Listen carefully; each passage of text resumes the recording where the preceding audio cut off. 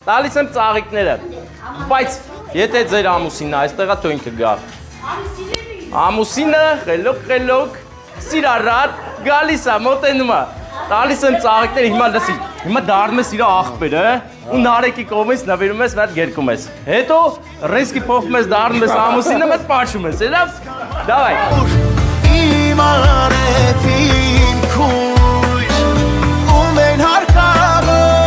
Որն էր աղբերը, չէ՞ մեր սաղ աղբերը, դե հիմա մեր որպես տղամարդ էլի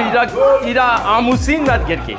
Եկել է օրայիս կգիր, համբուրիր, որ բացեն գաղտնիքը մեր սիրո,